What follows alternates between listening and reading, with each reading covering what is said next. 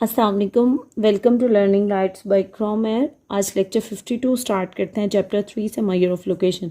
आज के हम अपने लेक्चर में एक्सरसाइज 3 के जिन क्वेश्चंस को सॉल्व करेंगे वो मेरे पास है question number 3.31 and question number 3.32। इन टू क्वेश्चंस का कंप्लीट सोल्यूशन देखेंगे। फर्स्ट है an average obtain to represent a data is called. ऐसी एवरेज जो डेटा को रिप्रेजेंट करती है उन एवरेजेस को हम क्या कहते हैं? हम मेजर ऑफ लोकेशन कहते हैं। तो हम यहाँ लिखेंगे मेजर ऑफ लोकेशन। आप मेजर ऑफ लोकेशन का सेकंड नेम भी यूज़ कर सकते हो, मेजर ऑफ सेंट्रल टेंडेंसी।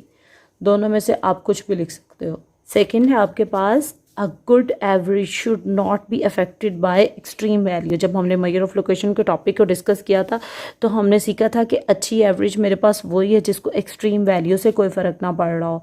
तो सेकंड पे आपके पास क्या आ जाएगा? एक्सट्रीम। थर्ड है आपके पास sum of deviation from mean is always zero. जब भी हम मीन से किसी भी एवरेज की डेफिनेशन लेते हैं और उसको सम अप करें तो आंसर क्या आता है? मेरे पास जीरो। फोर्थ है आपके पास median is the value that divide an order data. Median data को कितने पार्ट में डिवाइड कर देता है? 2 पार्ट्स में डिवाइड कर देता है, ठीक है। फिफ्थ आपके पास for estimating an average rate of change of population. तो जब भी पॉपुलेशन में रेट ऑफ चेंज या average rate of change find out करना हो तो हम किसे प्रेफरेंस करते हैं? हम जीएम को प्रेफरेंस करते हैं। सेम यही स्टेप हमने क्वेश्चन नंबर 3.30 में भी डिस्कस किए थे। और जब मैंने आपके साथ advantages and disadvantages of geometric mean को डिस्कस किया था तब भी मैंने ये पॉइंट आपके साथ डिस्कस किया था।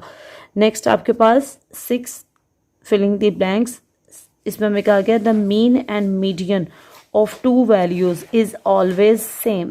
जब भी आपके पास 2 वैल्यूज हों, मीन और मीडियन होता है, इसका आंसर सेम आता है, ठीक है। ये मैं आपको करके दिखाती हूँ। सपोज अगर आपके पास 5 और 3, इसका क्या फाइंड आउट करना है? आपने मीन फाइंड आउट करना है। तो मीन कैसे निकालते हैं? हम लिखते हैं 5 + 3 डिवाइडेड बाई 2। तो 8/2 आ जाएगा आपके पास, विच इज़ इक्वल टू 4। तो देखें मीन आपके पास क्या आया? 4। अगर आप इन्हीं 2 वैल्यूज़ का मीडियन फाइंड आउट करना चाहते हो तो मीडियन के लिए हमने सीखा था कि पहले हम डेटा को क्या करें? अरेंज करें। तो फर्स्ट आ जाएगा 3, देन आ जाएगा 5। और मीडियन का फार्मूला है when number of values is equal to 2। और ये मेरे पास क्या होता है? Even number. तो मीडियन का फार्मूला होता है 1/2 n/2 th plus n + 2/2 th value, ठीक है। तो 1/2 यूं ही जब आप 2 को 2 पे डिवाइड करते हो तो आपके पास क्या आता है? 1। 2 में 2 को प्लस करके 2 पे डिवाइड करते हो तो ये देखें 1/2 first value, 2 + 2 4, 4/2 first plus second value.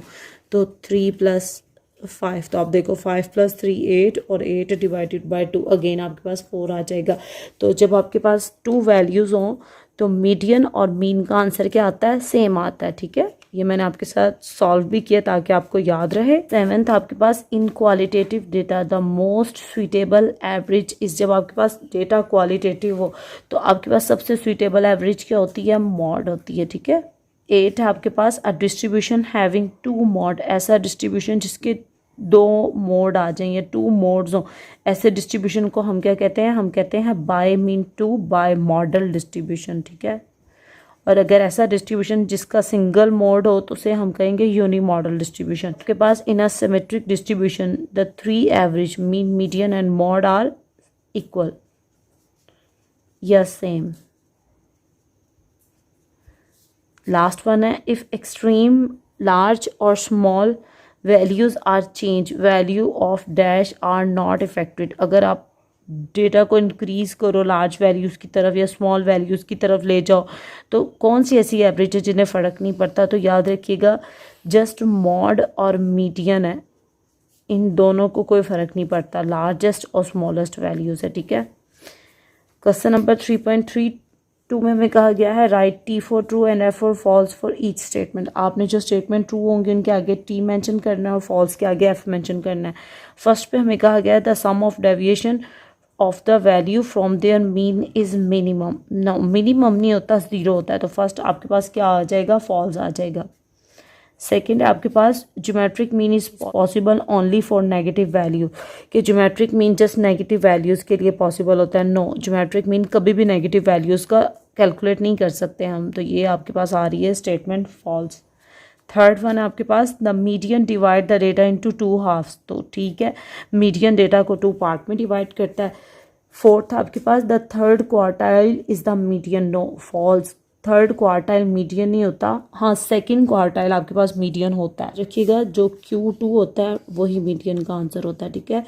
तो फिफ्थ आपके पास, a distribution having only one modal is called unimodal distribution, तो ठीक है, ऐसा डिस्ट्रीब्यूशन जिसका एक मॉड हो वो यूनी मॉडल डिस्ट्रीब्यूशन होता है। सिक्स आपके पास, arithmetic mean depend on all of the observation, ठीक है, अर्थमेटिक मीन तमाम वैल्यूज़ पे डिपेंड करता है क्योंकि हम तमाम वैल्यूज़ को प्लस करके नंबर ऑफ वैल्यू पे डिवाइड करते हैं, तो ये स्टेटमेंट मेरे पास क्या है, ट्रू। सेवेंथ है, इसमें हमें कहा गया है mean median and mode in a symmetric distribution are not equal, false, क्योंकि सिमेट्रिक डिस्ट्रीब्यूशन में मीन मीडियन और मॉड क्या होते हैं, इक्वल होते हैं। एट है आपके पास, harmonic mean can be calculated if any of the observation is zero, false, harmonic mean कभी भी ऐसे डेटा का कैलकुलेट नहीं कर सकते जिसमें मेरे पास एक भी ज़ीरो इन्वॉल्व हो, क्योंकि हार्मोनिक मीन में हमने रेसिप्रोकल लेना होता है, जब हम 1/0 करते हैं ना तो ये इन्फिनिटी पे चला जाता है।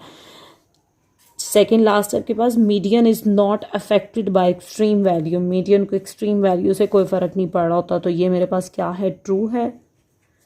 और लास्ट है, geometric mean can not be calculated if any of the value is negative, तो ये मेरे पास क्या है, ट्रू।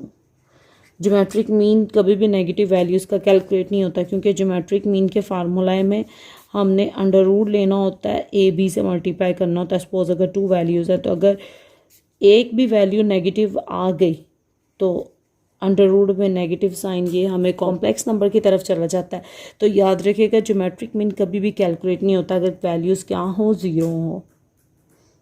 ये था लास्ट क्वेश्चन आज के लेक्चर का और इवन चैप्टर नंबर 3 का लास्ट क्वेश्चन है ये। इसके साथ आज का हमारा लेक्चर फिनिश होता है। लास्ट पे आप सबसे रिक्वेस्ट है, प्लीज़ चैनल को लाइक और सब्सक्राइब करें, अपने दोस्तों के साथ शेयर करें, अपना ख्याल रखिएगा, अल्लाह हाफिज़।